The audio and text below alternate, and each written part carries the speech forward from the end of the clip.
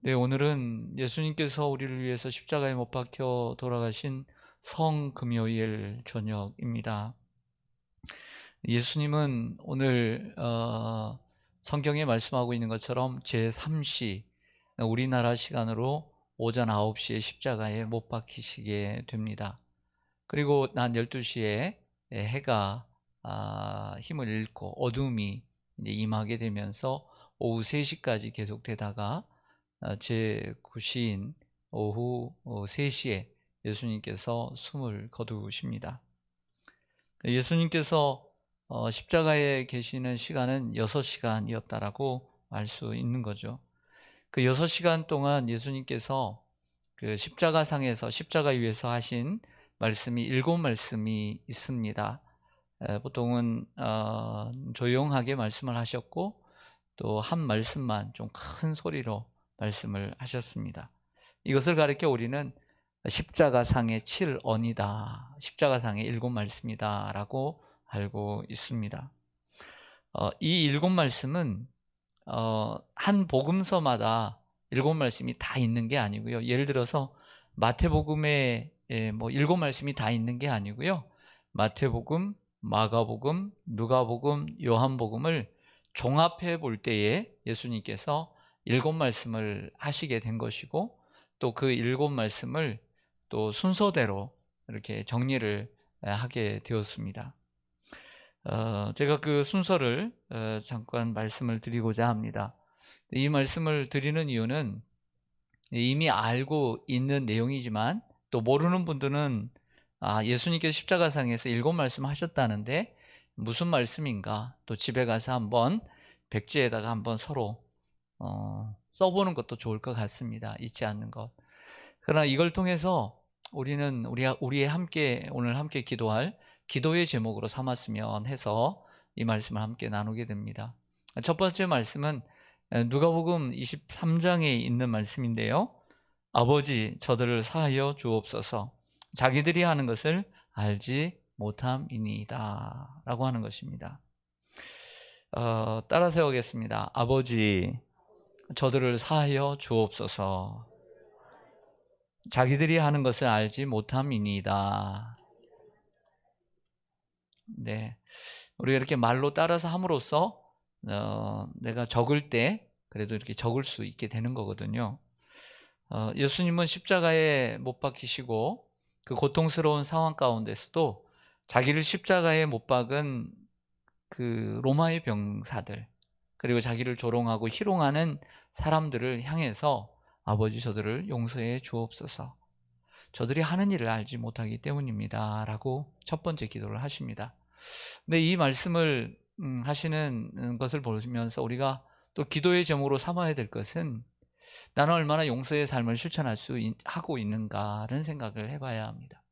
나는 예수님을 닮아가는 제자인데 나는 얼마나 용서할 수 있는가 또 용서할 수 있는 마음을 달라고 또 주님 앞에 기도해야 합니다. 또 용서해야 되는 중요한 이유는 주기도문 후에도 바로 말씀하셨지만 너희가 사람의 죄를 용서하면 하늘에 계신 너희 아버지께서 너희를 용서하실 것이고 너희가 사람의 죄를 용서하지 아니하면 하나님께서 너희의 죄를 용서하지 아니하시라고 말씀하셨기 때문이죠. 이게 중요한 거기 때문입니다. 두 번째 말씀은 같은 누가복음 23장에 나오는 말씀인데 내가 진실로 내게 이르노니 내가 오늘 나와 함께 낙원에 있으리라. 한번 따라서 하겠습니다. 오늘 내가 나와 함께 낙원에 있으리라. 잘 아시는 것처럼 양쪽에 함께 십자가에 못 박힌 강도들이 있었습니다. 그들은 처음에는 둘 다 예수님을 욕했습니다. 그리고 조롱했습니다. 하나님의 아들이라고 하면서 우리와 별반 다른 것도 없네 그랬겠죠. 그래서 처음에는 그러다가 나중에는 이 오른편 강도가 태도를 바꿨어요. 당신은 진정 하나님의 아들입니다. 당신은 당신의 나라에 임할 때에 나를 기억해 주세요. 왠지 하나님의 역사가 있었겠죠.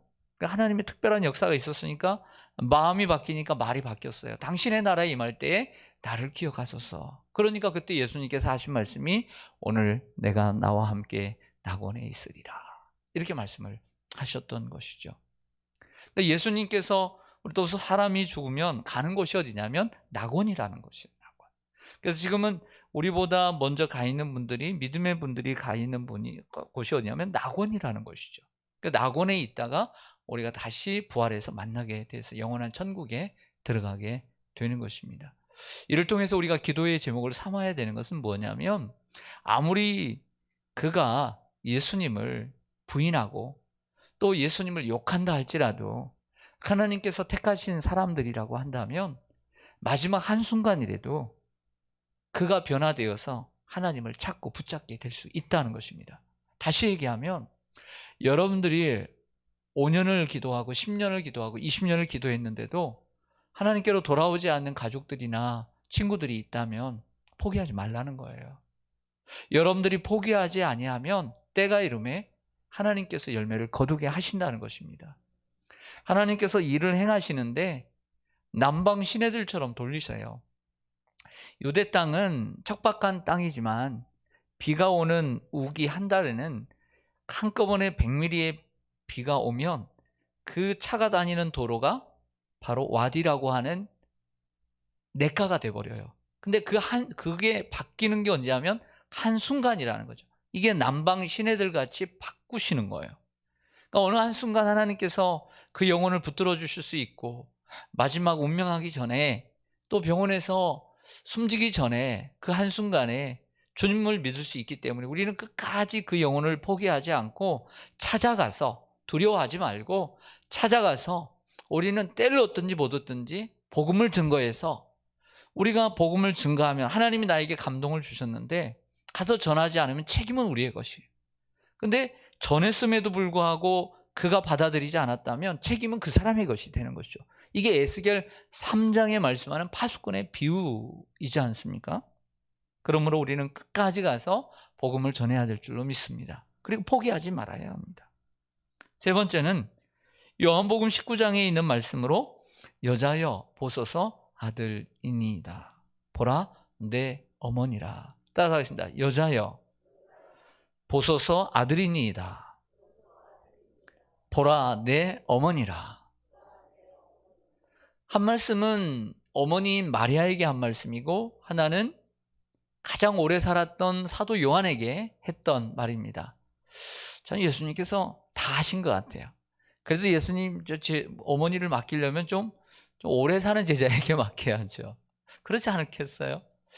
근데 그럴 수밖에 없었던 건 뭐냐면, 모든 제자들은 예수님 십자가에 못 박혀 돌아가실 때 아무도 없었어요. 그러나 요한복음, 요한 1, 2, 3서, 요한계시록의 저자가 되는 사도 요한은 그 자리에 혼자 남아 있었기 때문에 그러한 혜택을 누릴 수 있었던 것이죠. 그래서 그 사도 요한은 그 말을 듣고 그 즉시 예수님의 어머니 마리아를 모시고 와서 섬겼다라고 전해집니다. 여자여라고 하는 말은 우리가 쉽게 하는 얘기가 아니라 히브리어로 얘기하면, 아람어식으로 얘기하면 극존칭입니다. 여자여라는 말은 비록 하나님의 아들이시지만 마리아의 몸을 빌려 이 땅에 오셨기 때문에 그 어머니에 대한 효도를 다했습니다. 우리 믿는 사람들이, 특별히 이단들이 그런 행동들을 하는데 조심해야 합니다. 그러면 안 되는 것입니다. 하나님을 믿는다고 하면서 부모와 처자와 모든 가족들을 뒤로 하고 남들처럼 살아가는 것, 이게 가출해서 자기 마음대로 하고 부모님을 걱정시키고, 이거 하나님의 뜻을 어기는 것입니다. 그러므로 우리는 최선을 다해서 하나님의 십계명처럼, 우리 인간이 할 수 있는 최고의 계명은, 인간에게 할 수 있는 최고의 계명은 부모를 공경하는 거예요.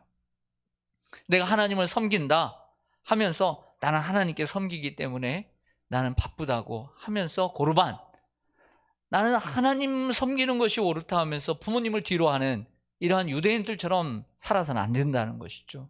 그래서 우리도 부모님께 최선, 가족을 다해서 최선을 다하고 또 하나님 말씀대로 살아야 될 줄로 믿습니다.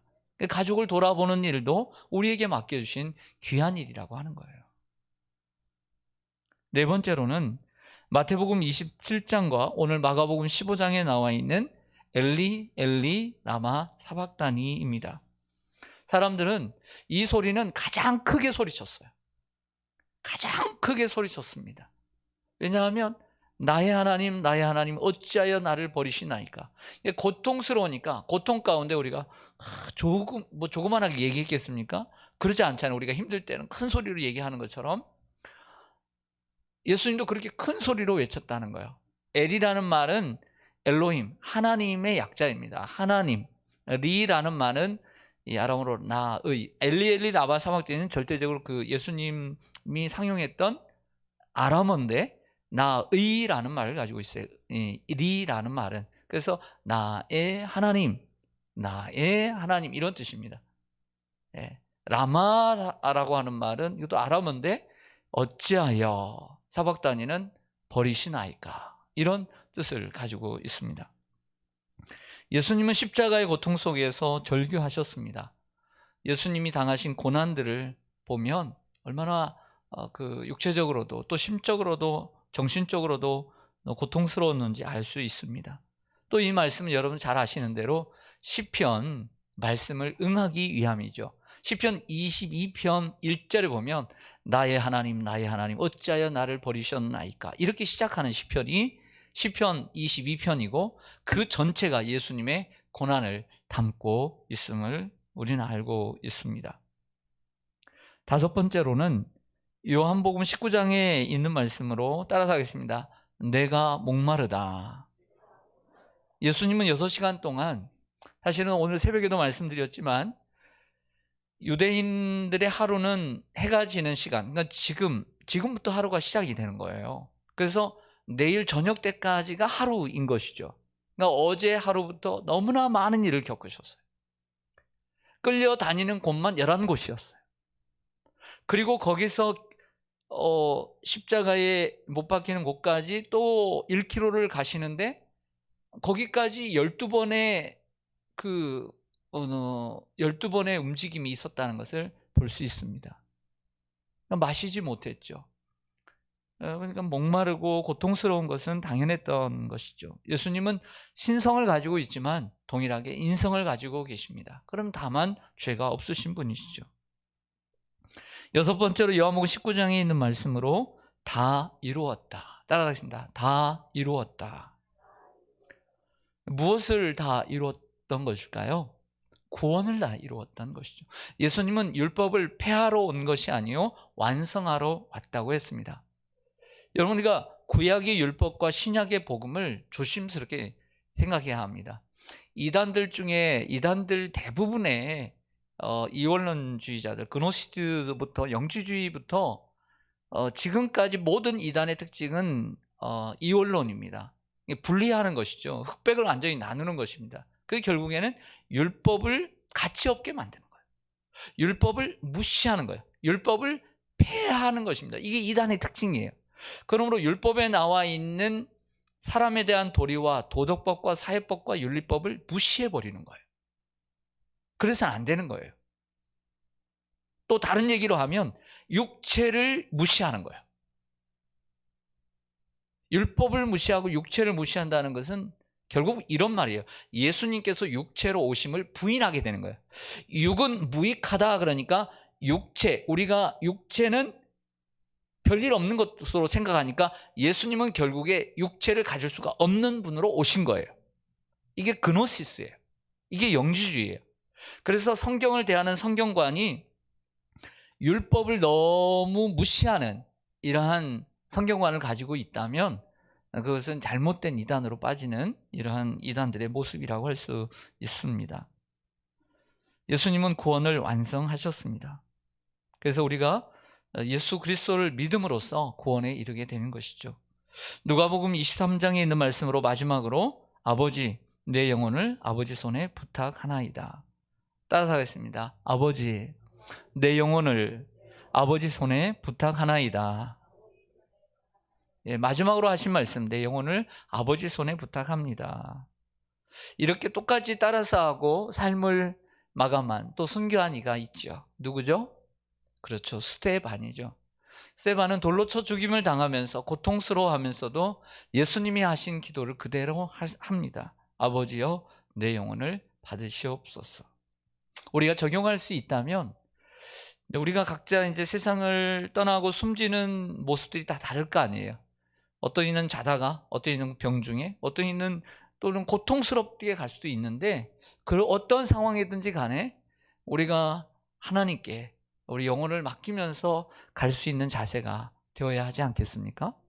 두려워 떨면서 가는 것보다 아버지, 숨이 이게 이제 육체적으로 의학적으로 증상이 나타나요. 보면 심장의 이 박동이 또 달라지고요. 그리고 맥박이 달라지고요. 혈압이 달라지기 시작해요. 그래서 갈 때가 되었다라고 했을 때 느껴지게 되는 것이죠. 아버지요, 내 영혼을 부탁합니다 라고 고백할 수 있는 우리가 되기를 원합니다. 또 하나의 주제를 잠깐 나누겠습니다. 여러분들 이번 감사하게도 사순절 제자도를 하면서 제가 다는 아니지만 많이 이용했던 텍스트는 마가복음이었습니다. 그런데 이 월드비전 말씀 챌린지에 또 감사하게 그것을 이제 소식을 제가 듣고 난 다음에 제가 사실 그 앞부분을 제가 다루고 있었거든요. 그런데 고난주간 이 15장 이 부분을 14장 15장 부분을 이 말씀 챌린지가 다루고 있더라고요. 그래서 이거 같이 하면 좋겠다. 그래서 그 텍스트를 가지고 저 나름대로 이제 같이 이제 연구를 하고 같이 말씀을 나눴는데, 마가복음은 최초의 복음이잖아요. 근데 마가복음의 가장 큰 특징은 뭐냐면 바로 예수님께서 하나님의 아들이심을 증거하는 것이 마가복음의 특징이에요. 따라서 하겠습니다. 예수님을 하나님의 아들로 증거하는 것이다.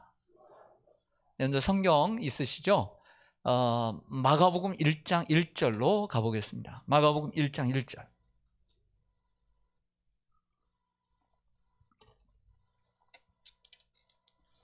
마가복음 1장 1절. 예, 제가 크게 읽을 테니까 여러분들은 작은 소리로 읽으세요. 시작. 하나님의 아들 예수 그리스도의 복음의 시작이라. 아멘. 여러분들 복음서마다 시작되는 게 달라요. 마태복음은 다윗의 자손 예수 그리스도의 세계라. 누가복음은 예수를 위해서 펜을 든 사람들이 많더라. 요한복음은 말씀, 로고스 이걸 얘기하거든요. 근데 마가복음은 뭐냐면 하나님의 아들로 시작을 해요. 하나님의 아들 예수 그리스도 복음의 시작이라. 시작이 뭐냐면 하나님의 아들. 하나님의 아들. 근데 놀랍게도요, 끝도 하나님의 아들로 끝나요. 마가복음 1장 11절로 또 한번 볼게요. 1장 11절. 제가 읽겠습니다. 하늘로부터 소리가 나기를 너는 내 누구라고요? 사랑하는 아들이라. 내가 너를 기뻐하노라. 예수님께서 요단강에 나서 세례 요한에게 세례를 받으십니다. 죄가 없음에도 불구하고 본이 되기 위해서 세례를 받으실 때 하늘이 쫙 열리면서 성령이 비둘기같이 임하고 저 열린 하늘로부터 소리가 나는데 하나님께서 이는 내 사랑하는 아들이라. 내가 저를 기뻐한다. 이렇게 얘기합니다. 오늘 마가복음 9장 7절로 갈게요. 마가복음 9장 7절. 마가복음 9장 7절. 마침 구름이 와서 그들을 덮으며 구름 속에서 소리가 나되 이는 내 누구라고요? 사랑하는 아들이니 너희는 그의 말을 들으라 하는지라. 여기에 장소는 어디예요? 변화산이죠. 3명의 제자들과 함께 올라갔는데 거기에 변화되어서 엘리야와 모세가 나타나서 그 하늘이 열리면서 구름이 꽉 끼면서 하나님이 임재하시면서 뭐라고 얘기하냐면 또 하나님의 아들이라 이렇게 얘기를 하고 있단 말이에요. 이게 우연이겠어요? 아니죠. 마가복음의 핵심이에요. 이게 핵심. 그리고 마가복음 12장 6절로 가보겠습니다. 마가복음 12장 6절. 12장 6절입니다. 이제 한 사람이 남았으니 그가 곧 그가 누구라고요? 사랑하는 아들이라 최후로 이를 보내며 이르되 내 아들은 존대하리라 하였더니. 여러분, 이 본문은 포도원 품꾼의 비유죠. 포도원 주인이 포도원을 만들고 심어가지고 농부들에게 맡겼는데, 때가 되어서 소출을 걷게 되었는데 종들을 보냈는데 자기 걸 삼으려고 죽였는 거예요. 또 종을 보냈는데 또 죽여, 종을 보냈는데 또 죽여. 그래서 하나 남았죠. 누가 남았어요? 아들 남았어요. 사랑하는 아들을 보냈더니 어떻게 했어요? 죽여버렸어요. 여기 앞에 있는 종들은 하나님이 먼저 보낸 선지자들이에요. 하나님의 아들 예수 그리스도, 그분을 뭐라고 표현하냐면 포도원 비유에서 하나님의 아들, 사랑하는 아들이라고 표현을 하고 있어요. 그럼 죽었어요. 그분이 누구겠어요? 예수 그리스도죠. 마지막입니다. 오늘 본문 마가복음 16장 39절. 16장 39절 같이 읽겠습니다. 16장 잠깐만요. 죄송합니다. 15장 39절. 15장 39절. 여러분 잠깐 16장에 39절이 없다고 속으로 얘기했죠? 예. 예. 그럴 줄 알았어요. 여기 제가 잘못 써놔가지고 이상하다 싶어가지고. 15장 39절 시작. 예수를 향하여 섰던 백부장이 그렇게 숨지심을 보고 이르되 이 사람은 진실로 하나님의 아들이었도다. 뭐라고 했다고요? 하나님의 아들이었도다. 자, 어때요? 마가복음의 핵심이 뭔가 드러나야 안 드러나요? 드러나죠. 시작부터 끝까지 유대인도 아닌 로마 사람인 백부장, 그 군인이 예수님을 자세히 지켜보고 난 다음에 그의 입을 통하여 예수 그리스도가 누구인가를 드러내는 것, 이것이 마가복음이에요. 진실로 하나님의 아들이었도다 라고 말씀하셨습니다. 여러분, 우리 예수님은 진실로 하나님의 아들이십니다. 이것이 복음입니다. 우리를 구원하러 오신 하나님의 아들, 구원주이신 것, 우리가 믿음으로 구원을 얻습니다. 이것이 복된 소리, 구원입니다. 복음입니다. 우리를 위해서 죽으시고 부활하셨다는 것을 우리가 믿고 우리가 구원에 이를 수 있는 줄로 믿습니다. 그리고 예수님이 십자가에서 숨지시는 순간, 오늘 37절 38절 보면 휘장이 나눠졌습니다. 휘장이란 당시에 제사법으로 하나님을 섬기던 성전에 성소와 지성소, 뜰과 성소 사이에는 막이 있었습니다. 여기 막에는 아무도 들어가지 못하고 제사장들만이 들어가서 제사하고 이렇게 기도할 수 있었죠. 그러나 휘장이 찢어졌다는 것은, 바로 휘장은 예수님의 몸, 육체를 가리키는데, 예수님이 죽으심으로 하나님과 우리 사이에 막힌담이 무너지고, 그리고 누구든지 믿음을 가지고 하나님 앞에 나아가 예배할 수 있고 기도할 수 있다라는 것이죠. 단번에 죽음으로 영원한 속죄를 이루실 뿐만 아니라 그 몸으로 새로운 살 길을 열어주셨다. 그러므로 참 마음과 온전한 믿음으로 하나님께 나아가자. 이것이 히브리서 10장의 메시지예요. 그러므로 서로 우리가 믿음과 소망과 사랑 가운데 서로 격려하고, 모이기를 패하는 자들의 습관과 같이 하지 말고, 더욱더 주님의 날이 가까이 올수록 더욱 모이기를 힘써 주님 앞에 나아가자는, 이러한 1세기 당시에 다시 유대교로 돌아가고자 하는 이러한 성도들을 향한 히브리 기자의 외침입니다.